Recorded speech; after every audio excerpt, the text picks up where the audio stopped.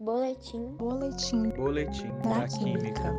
Saiba de tudo o que acontece no curso de Química da UFVJM e fique por dentro das curiosidades e atualidades na área da Química.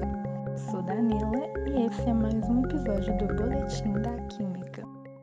Olá a todos, sejam bem-vindos ao programa Para Além das Fronteiras da UFVJM, do Boletim da Química, onde nós falamos sobre os projetos de extensão que são realizados na UFVJM.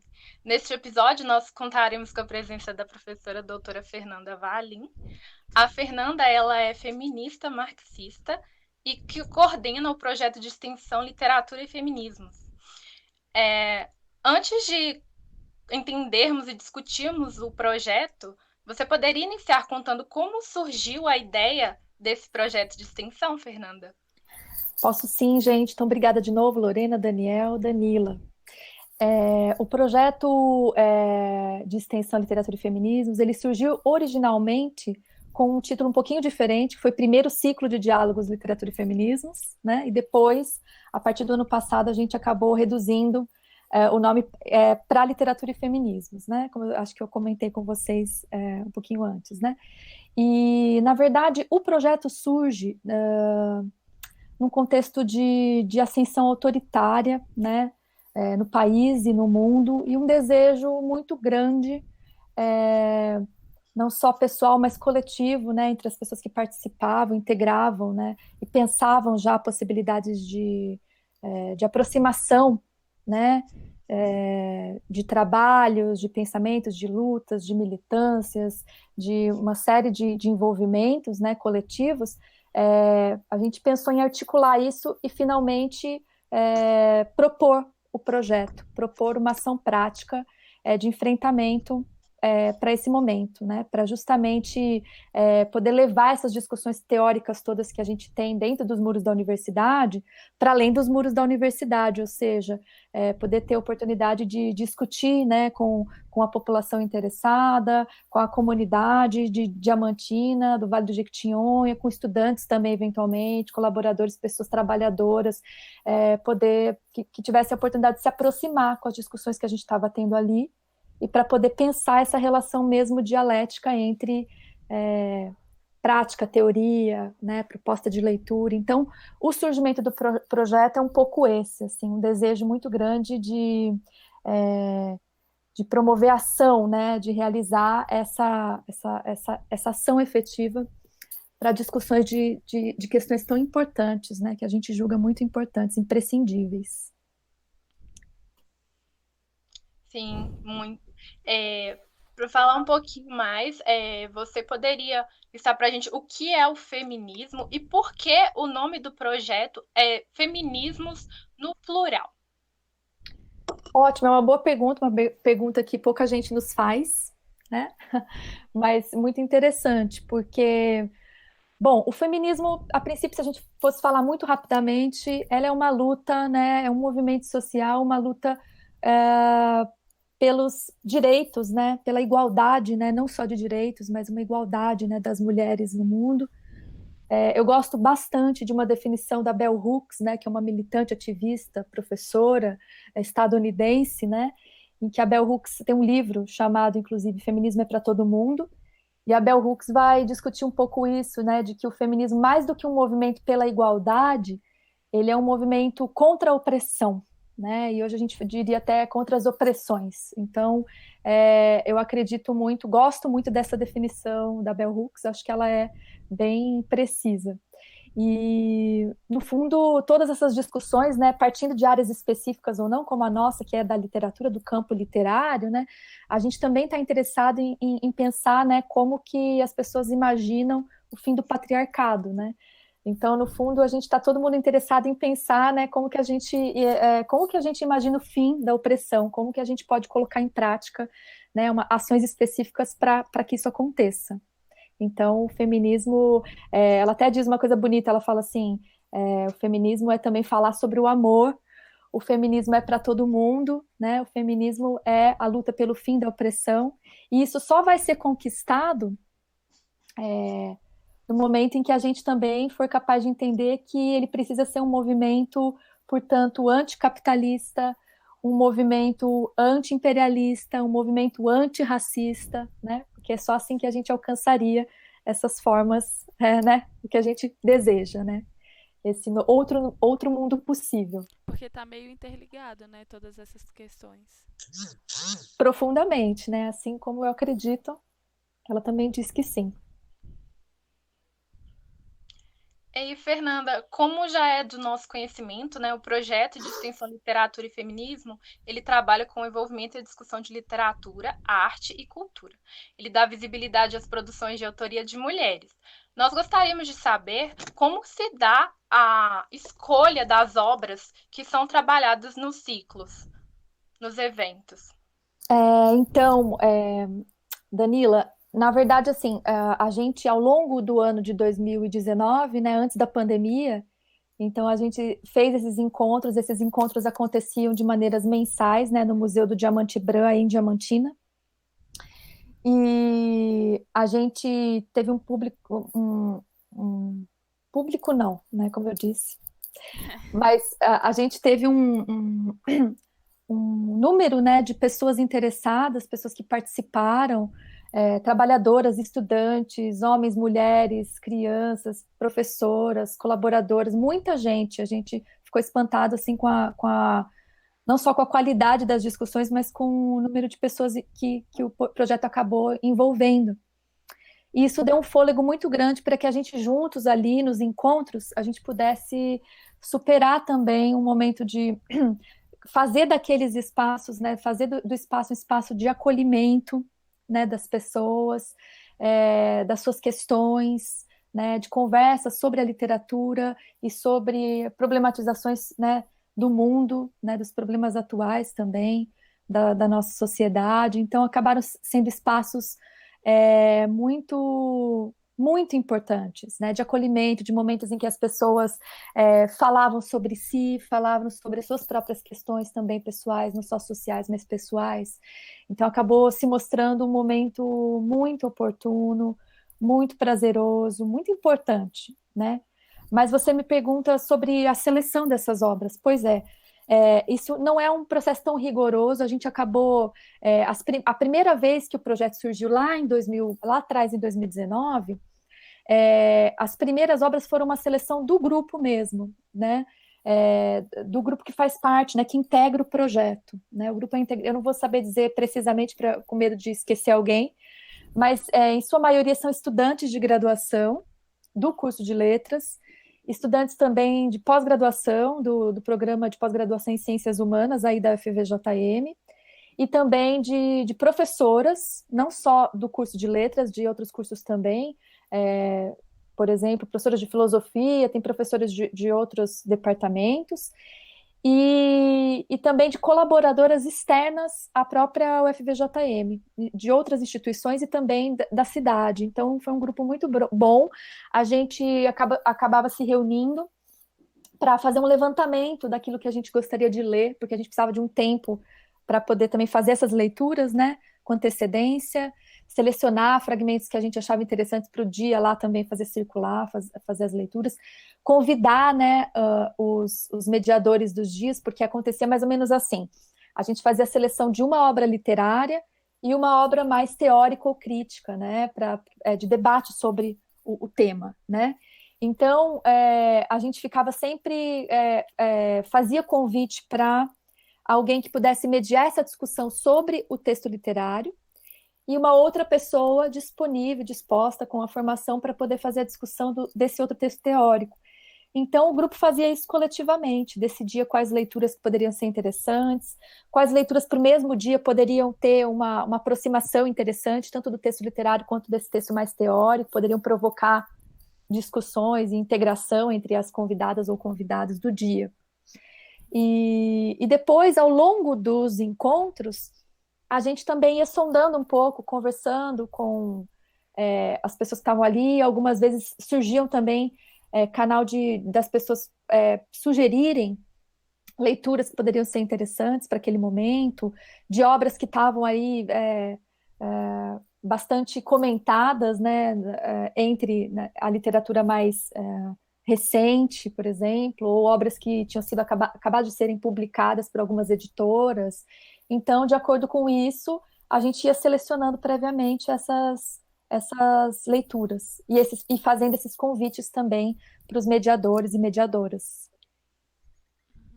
Eu tenho uma pergunta que é sobre... Você falou sobre o grupo que vocês têm, né? Que são alunos de graduação, professores, e geralmente a maioria é de graduação na área, né? De vocês, que é de filosofia, literatura, essas em geral. Mas um aluno, por exemplo, do nosso curso de Química, de Ciências da Natureza, em geral, poderia participar do grupo ou é alguma coisa mais restrita mesmo ao curso de Humanas? De modo algum, né? O projeto aí, ele está aí só ganhando fôlego a cada ano que passa. A gente começou sem verba nenhuma, só realmente em função do desejo de querer construir também essa ponte, né? O desejo de poder também aproximar grupos de pesquisa, observatórios, grupos da cidade, coletivos, né? Então, outros projetos. Então, assim, Lorena, o projeto também é aberto, né? Aberto, inclusive, a participação de quem for, gratuito, aberto, público, né? E quanto mais pessoas quiserem, né, angariar esforços, né, participar do projeto, ele está aberto. Inclusive, é um desejo nosso de, inclusive, poder transpor, né, os limites desse lugar interdisciplinar, né, porque a discussão, não só a literatura, né, o campo literário, mas também né, as discussões sobre feminismo, né, contemporâneos, elas são absolutamente interdisciplinares, né. Interessa, a gente quer realmente que todos participem. Entendi, obrigada. Imagina. Inclusive, eu já tive a oportunidade de ir em um dos eventos em 2019, no finalzinho de 2019. É muito interessante e, sem dúvida, é interdisciplinar, realmente.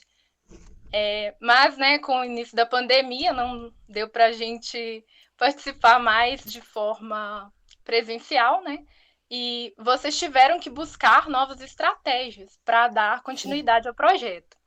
Você poderia explicar melhor como será a nova dinâmica dos ciclos e a interação do público com esses novos recursos? Danila, que bom saber que você estava presente lá em um dos encontros, que legal saber. Então você vai poder ter, com essa experiência, sentido, né, um pouco do que foi, né? Realmente como era um espaço agregador, né? E de profundo aprendizado de todos nós, né, enquanto grupo. De fato, assim, com o início da pandemia foi uma coisa assim, nós todos, né, vocês também, vocês sabem, a gente teve que passar a ter que se adaptar a um novo mundo, a um novo contexto, a se espantar também, né, diante de tudo, né, que vem acontecendo, né, enfim, com as universidades também públicas, com o momento, né, do país, né, com esse momento terrível, né, de genocídio anunciado. É uma situação muito grave. Mas, bom, para ficar restrita a questão do projeto, nós também, né, a gente demorou um tempo para ter que se readaptar em função também da demanda de trabalho, né, então a gente teve que se readequar, né, com as disciplinas de graduação, com as disciplinas todas de pós-graduação, com todas as atividades, no fundo, que a gente já fazia, né, e exercia aqui. Então, em verdade, em 2020, embora o grupo ainda tenha se encontrado virtualmente, a gente acabou não realizando encontros. No entanto, o projeto não ficou parado, porque a gente acabou criando até um convite que eu faço para vocês também, vou deixar depois o link com a Lorena, com você, Daniel, Lorena, para divulgarem. A gente acabou criando um podcast, né, que foi também um braço do projeto, chamado Poesia em Tempos de Pandemia. Ele está disponível, um podcast com esse nome, se vocês digitarem lá, vocês vão encontrar em algumas plataformas, pagas e públicas. E lá a gente passou, então, a gente teve todo esse trabalho de aprender a mexer com o programa, de edição, de poder passar a fazer a seleção de poesias que a gente gostaria de gravar. Então, todas as pessoas que faziam parte do projeto acabaram também selecionando algumas poesias para gravar, gravando, editando e depois publicando lá nos episódios que a gente foi construindo do Poesia em Tempos de Pandemia. Além do Poesia em Tempos de Pandemia, um outro braço que a gente acabou construindo em 2020 foi o de um segundo projeto que foi originado em função dos trabalhos do Literatura e Feminismos, chamado Vozes Femininas, que é um jornal que a gente criou no ano passado, que tem o nome, né? O nome é uma provocação e, na verdade, homenagem, né, a um primeiro jornal publicado em Diamantina, um jornal feminista publicado na cidade de Diamantina. Nem todo mundo sabe, mas Diamantina foi um polo de efervescência tremenda, né, de publicações impressas, de jornais, né, especialmente aí no século XIX, né, na passagem do século XIX para o século XX. Então, o título do jornal veio como essa homenagem, né, era a voz feminina, e a gente brincou com ele falando vozes, pluralizando de novo, né. E uma publicação semestral. A gente publicou a primeira edição desse jornal em setembro do ano passado, em 2020, ou seja, só para mostrar que o projeto, né, acabou tendo desdobramentos nesse ano de pandêmico, mesmo não acontecendo efetivamente como em 2019. E agora, em 2021, a gente está retomando, depois de ter aprendido a mexer com as ferramentas, né, de ter participado de várias lives ao longo do ano passado, a gente acabou entrando em a decisão coletiva de que a gente assumiria, portanto, com a continuidade aí da pandemia, né, da Covid-19, que a gente assumiria, então, esse formato virtual, né, como espécies de lives, inclusive deixar aqui o convite para vocês, a primeira live do projeto desse ano, que, na verdade, já é a nossa 9ª edição, né, ela vai acontecer agora, no dia 27 de março, às 3 horas da tarde. A gente vai apresentar a 9ª edição com o título Mulheres Invisíveis, né? Visíveis, invisíveis. Mulheres invisíveis na literatura, filosofia, pedagogia. Então, a gente vai ter a participação não só minha, mas também das professoras Rebeca Monteiro, professora de literatura aqui da UFVJM, professora Lilian Godoy, professora de filosofia aqui da UFVJM, e professora Leia Pierucci, que é pedagoga, né, e também professora. Todas integrantes do projeto, para a gente esquentar nesse primeiro momento. E então ajudem a divulgar também. Depois eu vou deixar o link com vocês do evento da 9ª edição de março. Mas eu queria só aproveitar para voltar lá para a pergunta anterior. Você me perguntou, né, afinal, o que é feminismo, né? E por que o título do projeto optou pela decisão do Feminismos no Plural. Então, eu acho que essa foi uma decisão também pautada pelas discussões contemporâneas, pelas discussões muito aliadas aos estudos literários contemporâneos também, que vem fazendo essa discussão muito amplamente em vários cantos do mundo, né? Inclusive academicamente.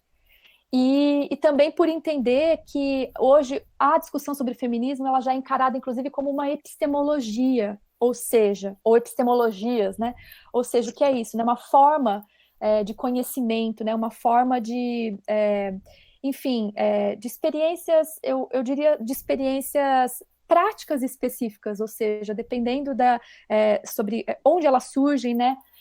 Como elas pretendem e fazem, né, esse agenciamento, como agir, né? Então, isso acabou criando uma série de epistemologias diferentes, né, que dialogam também com vertentes do feminismo. Então, por exemplo, dentro das vertentes, a gente tem, para usar como alguns exemplos, tá?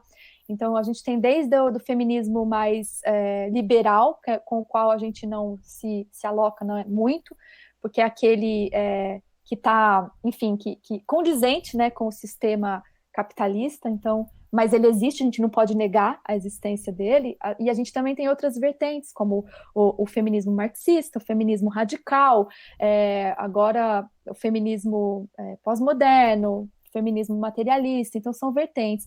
E eles estão em diálogo com as epistemologias, então a gente tem também as epistemologias, enfim, do feminismo negro, né, que hoje, né, tá a força total para essas discussões acontecerem, o feminismo classista, né, das mulheres trabalhadoras, o feminismo, enfim,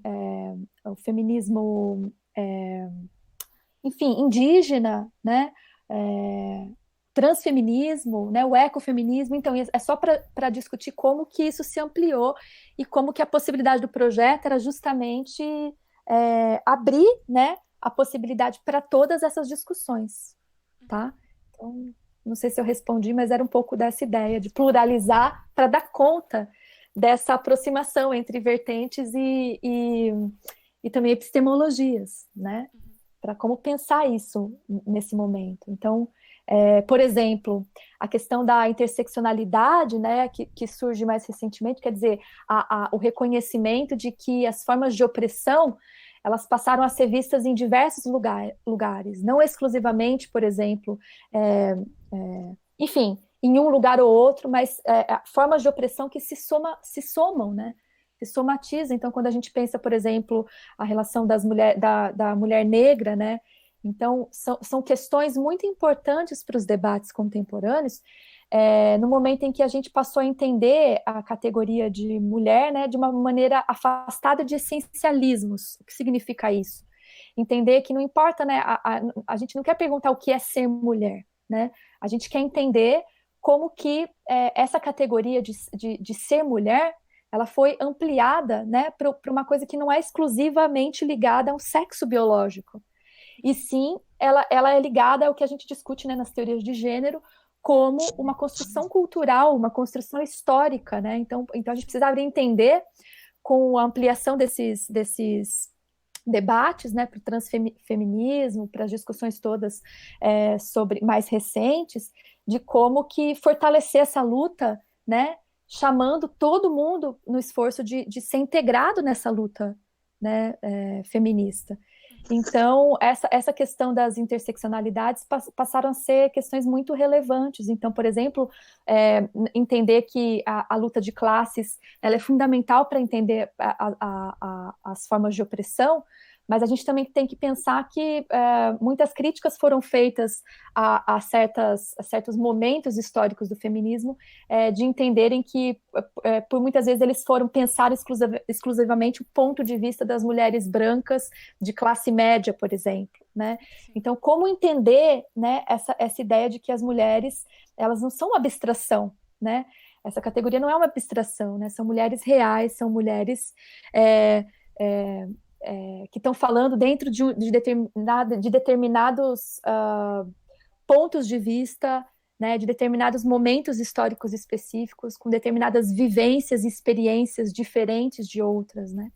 Então, quando lá atrás, né, a gente costuma falar das ondas feministas, né, as mulheres, no primeiro movimento, lutavam amplamente pelo direito ao voto, né, sufrágio, sufragistas, né? A gente não pode negar também que existiam as mulheres negras, né, por exemplo, da diáspora africana no continente americano, né, aqui mesmo, elas já trabalhavam, né, elas já eram escravizadas. Então, assim, essas questões passam a ser amplamente discutidas, né, nos momentos mais recentes, né, ao longo do século XX, mais precisamente agora no século XXI. Então, eu acho que isso é muito importante, pensar como, então, por exemplo, mulheres terceiro-mundistas, como nós, né, que nascemos no Brasil. Então, todas essas relações são relações que vão agregando opressões, né? Mulheres africanas, mulheres muçulmanas, mulheres terceiro-mundistas, mulheres não brancas, né? De que maneiras que elas lidam com as experiências de opressão, né? As vivências materiais de opressão. Então, com isso, a gente vai somando uma série de questões, né? A questão das classes sociais, a questão da raça, a questão das etnias, né? A gente vai somando essas formas de opressão, né? E aí, enfim. por isso, no plural, porque estaria abrangendo todas essas vivências e todas essas opressões que as pessoas sofrem. Exato, então o plural é justamente para chamar para essa discussão em que a gente está tentando pensar essas epistemologias, né, os limites e também as potencialidades dessas vertentes, dessas epistemologias, de como elas dialogam na prática, como elas agem sobre o mundo, e mais do que isso, para aquilo que eu falei para vocês, porque o importante não é entender, mas onde eu me aloco? Eu sou dessa vertente ou sou dessa? Às vezes pode ser que você simpatize com mais de uma, que você esteja ali, né? Não é uma categoria fixa e imutável, né? São só linhas, né, para dar conta da diversidade dessas discussões, para a complexidade dessas discussões. E aí, a ideia realmente, eu acho que mais do que estar, né, precisamente, categoricamente, se alinhado a uma delas, é entender um pouco dessa ideia de como que a gente imagina o fim do patriarcado, portanto, como que a gente imagina o fim da opressão, né? Então, nesse sentido, a luta feminista ela é uma luta revolucionária, né?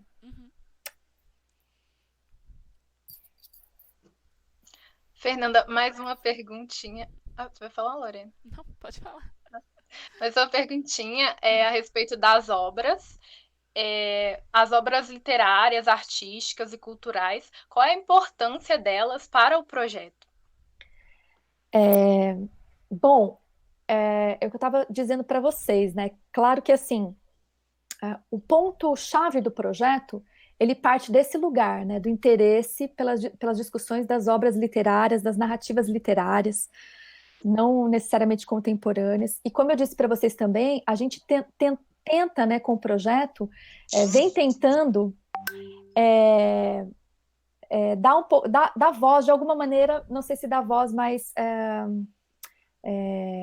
discutir um pouco das literaturas de autoria de mulheres, mas isso também não está sendo feito de um lugar essencialista, ou seja, não basta que sejam textos produzidos, escritos por autoras mulheres, né? Não é muito por aí que a gente está interessado, porque pode ser que existam mulheres que escrevam coisas que para nós não sejam relevantes, né? Assim como pode existir, e existem, né, uma série de escritores que são homens, mas que representaram como ninguém as figuras femininas, por exemplo, a construção de personagens fantásticos, né, complexos e profundamente interessantes. Então, não é necessariamente desse lugar essencialista que a gente vem partindo, senão num reconhecimento de que, ao longo das tradições, a gente teve dentro, né, dos estudos da literatura, um mapa, a gente precisa reconhecer, né, que existia ali um mapa de ausências também, dentro do que a gente sempre chamou de cânone literário. Essa palavra cânone, né, vem do grego cânon,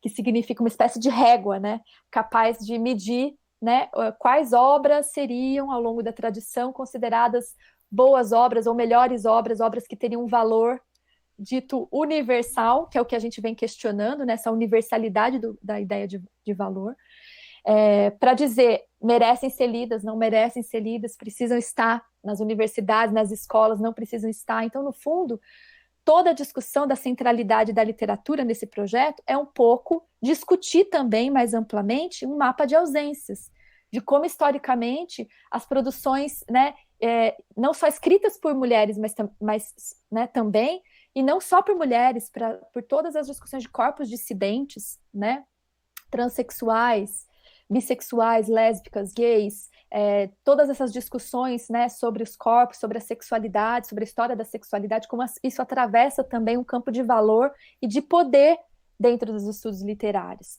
Então, o nosso interesse é um pouco esse, né, em resgatar um pouco essa noção, né, de como problematizar a noção do cânone literário, né, e perceber que existe aí um mapa também de ausências, né, onde estão as produções indígenas, onde estão as produções da cultura oral, né, que foi dentro da tradição ocidental, nas hierarquias elas foram tidas como menores e como algo que não era literário, portanto o conceito de literatura é que acaba sendo discutido ali, porque ele não é universal, ele não é único, né, assim como as coisas do mundo, ele está em constante processo de transformação, né? Então, com isso, a nossa proposta toda é um pouco essa. Então, lançar um pouco de luz a essas vozes, a essas produções que nem sempre tiveram, no momento da sua publicação ou escrita, a valorização, né? Uma valorização em função daquilo que escreveram, né? E, especialmente no campo literário, a gente vem trabalhando com a noção de representações, né? Então, como que representações de personagens, representações de temas, né, ao longo da história, como que, de alguma maneira, certas questões foram apagadas, né, ou silenciadas ao longo da tradição, e nossa ideia agora é uma revalorização, uma discussão de como revalorizar, como reencontrar nessa literatura. As mulheres não escreviam? Claro que escreviam, né? Onde elas estavam? Né? O que elas estavam falando nesse momento? Né? Por que elas ficaram em lugares de invisibilidade em certos momentos ou tradições, né, históricas? Então, esse é um momento de revisitar esses lugares e descobrindo, nesse processo, uma série de coisas muito interessantes. Né? Você falou dessa parte de que antigamente as mulheres escreviam, sim, só que não tinha tanta divulgação e não era, como se diz, levado para frente, né? Vamos pôr assim. Uhum. E a gente trabalhou isso também num dos boletins, numa das edições passadas do boletim, a questão da mulher na ciência, que é uma discussão bem parecida, porque as mulheres também faziam descobertas e estavam presentes dentro da ciência, mas elas não tiveram tantos reconhecimentos igual os homens tiveram naquela época. E aí a gente colocou em discussão, né, o fato da Marie Curie, não sei se é assim que fala, mas que ela só recebeu o Nobel pela ajuda da descoberta da radiação muito tempo depois, foi pós-morte, ela não estava nem viva mais, e ela recebeu o conhecimento disso só depois. Tipo, isso é um absurdo, né, porque a gente sempre participou das coisas e nunca teve reconhecimento. Eu acho que isso vai de encontro muito com esse momento, né, crucial dos últimos anos, de revisão desse paradigma mesmo, assim, não só patriarcal, né, mas falocêntrico, né, mas também na construção das ciências de maneira geral também, né, não só da literatura, mas de todos os campos, né, os campos científicos, os campos de saberes, né, que sempre tiveram muito alicerçados nessa visão ocidental, né? Então, no caso da literatura do cânone ocidental, né? E que agora passam a ser amplamente debatidos, amplamente revisitados, amplamente repensados, né? Então, é um momento muito profundo, muito rico de se pensar essas novas epistemologias, né? Como as epistemologias do Sul, novas formas de conhecer, né, ou de valorizar esses conhecimentos, né, essas formas de saber. Então, é um momento muito, muito, muito interessante e particularmente importante para todas as ciências, né, não exclusivamente para o campo literário. Né? Sim. Fernanda, para finalizar, nós podemos perceber pelo seu currículo que, além do ensino, você está muito envolvida com pesquisa e também com extensão. Como você avalia a importância dos ciclos para a área de pesquisa? Sim, então, é importante se dizer, né, Lorena, Danila, Daniel, que em verdade, quando a gente pensa, né, toda a estrutura da universidade pública, ela está sempre formulada dentro desse tripé, né, do ensino, da pesquisa e da extensão. E isso não é à toa, isso é muito importante, né, isso faz parte, inclusive, da formulação da importância pública do conhecimento, né, não só da universidade, que ela é sustentada, né, enfim, por dinheiro que é público, mas também pela divulgação e produção desse conhecimento, né, para fins públicos também, né, para a melhoria da vida humana, né, da maneira mais ampla possível. Então, eu acho que esses tripés estão fortemente vinculados, né, nessa ideia de que a gente produz pesquisa dentro especialmente das universidades públicas do país, né,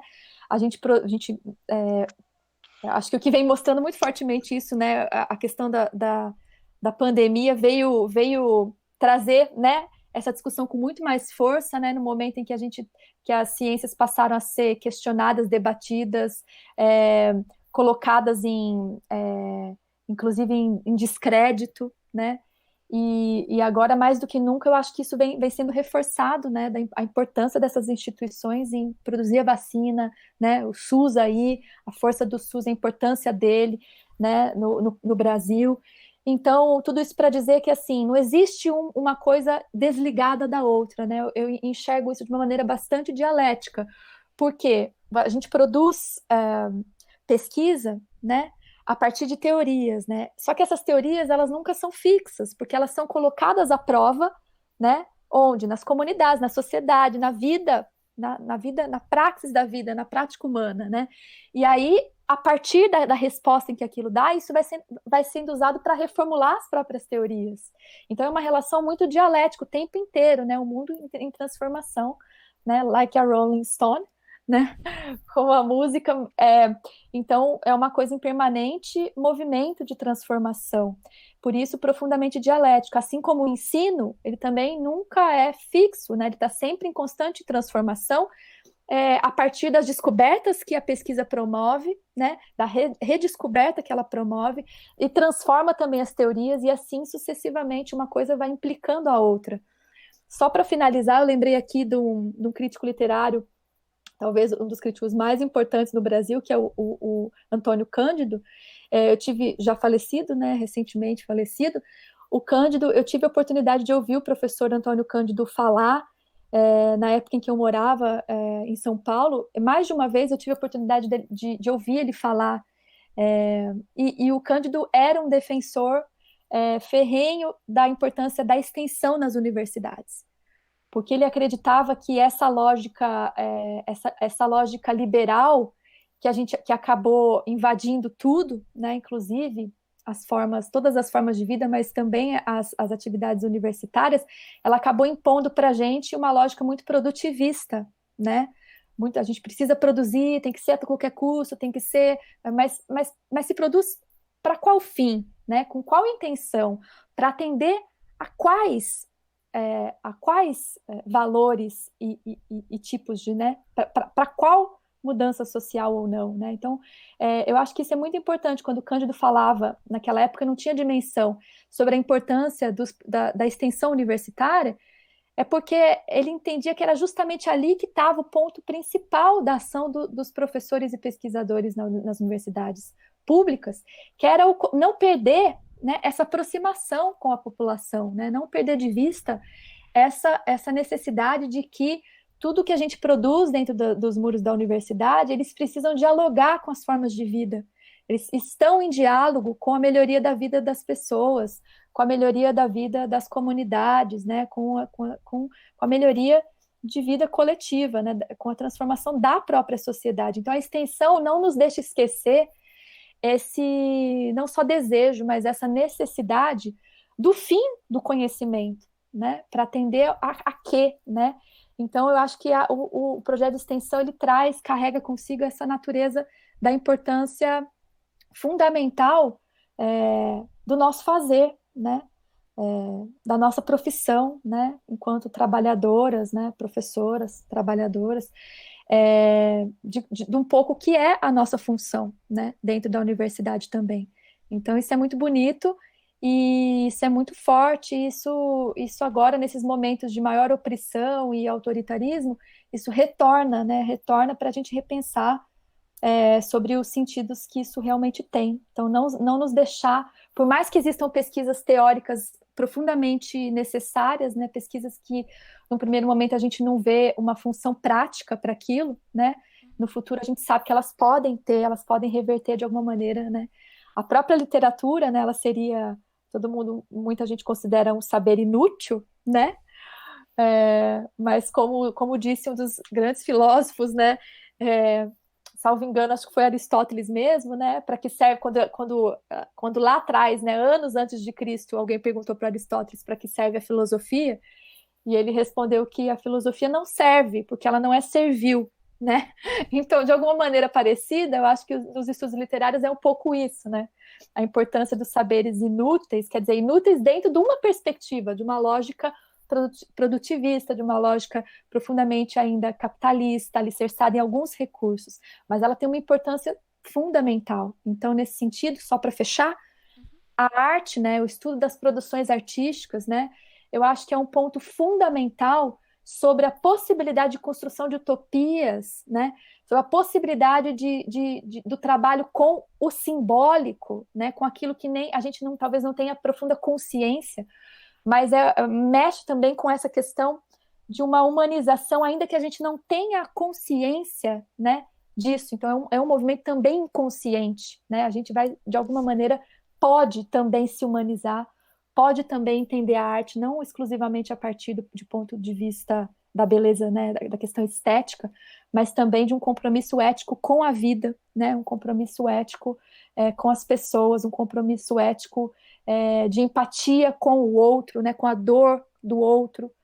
E eu acho que é por isso que a gente aposta na importância do projeto, especialmente nesses momentos mais complicados, mas a gente aposta no poder também de sensibilização, né, das artes de maneira geral. Claro que isso não é uma relação direta, né, vai sensibilizar, vai transformar, não é, mas é uma aposta de possibilidade, é uma aposta na importância da arte, na importância da literatura, na importância dessas discussões também para formar leitores e para formar criticamente também essas pessoas que estão passando pelo projeto, entendendo o seu papel no mundo, seu lugar de privilégios e todas essas questões que a gente comentou aqui.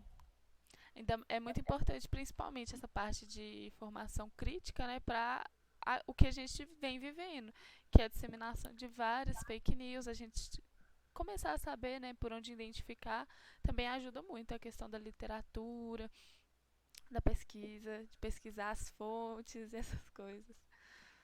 Da importância, né, da gente ser rigoroso também quando a gente trabalha, né, rigoroso com os nossos estudos, né, os estudos acadêmicos exigem um rigor, né, um rigor, né, nesse sentido, né, de retorno para as fontes, de retorno para a precisão histórica, né, de textos, de informações. Eu acho que mais do que nunca isso vem mostrar para a gente isso, a importância, né, do nosso trabalho, a importância da produção científica, né, e a importância das universidades, sobretudo as universidades públicas, né, que estão no centro dessas discussões todas, desse momento. Né, sua participação para estar divulgando esses projetos de extensão que a universidade tem, e por ser também numa área muito distinta da nossa, eu acho muito importante estar divulgando e estar mostrando que não é só a extensão científica que importa nesse momento também, né? Que a gente tem outras extensões, outros projetos que também são muito importantes e que fazem parte do nosso dia a dia, porque essa é uma discussão muito atual. E é isso. Muito obrigada. Eu que agradeço, Lorena, Daniel, Danila. Obrigada pelo interesse, obrigada pela oportunidade da gente poder fazer a divulgação, né, do projeto. Eu queria só, se vocês me permitirem, para não esquecer, de agradecer aqui, eu até deixei aqui anotado para não esquecer, né? Para agradecer o LAC, que é o nosso grupo de pesquisa em estudos em literatura, arte e cultura, que é quem vem promovendo os encontros do projeto, mas agradecer também todas as nossas parcerias, né, que estão implicadas na realização desse projeto também. Então, o Observatório dos Vales do Semiárido Mineiro, durante a pandemia sendo o nosso parceiro, né, o NEABI, que é o Núcleo de Estudos Afro-Brasileiro Indígenas aqui da UFVJM, o NUPED, que é o Núcleo de Pesquisa, Ensino, Extensão e Divulgação sobre Escravidão, aqui também da UFVJM, agradecer ao curso de letras, né, ao PPGCH, nosso programa de pós-graduação, também à PROESC, né, e ao UFVJM. Então, também ao NOS, que é o Núcleo de Orientação Socioeducacional contra a Violência à Mulher, e por último, a Rede de Mulheres do Alto Jequitinhonha. Então, todo esse grupo que está com a gente, né, que portanto, atravessa o projeto, são parceiros no projeto, né, e agradecer a todos os colaboradores, colaboradoras, integrantes do projeto, e agradecer a todos vocês, então, mais uma vez, pela oportunidade. Lembrando, então, de ajudarem a gente na divulgação da nossa, a primeira edição desse ano, mas, na verdade, a 9ª edição do projeto, que vai acontecer ainda em março, mês de luta, né, das mulheres, agora, dia 27 de março, às 15 horas, virtual. Eu mando o link para vocês ajudarem na divulgação. E mando o link também. Vai estar na descrição do vídeo o link que a gente coloca. Vou mandar todos os links que eu tiver de divulgação para vocês ajudarem nessa divulgação. Tá bom. Tá?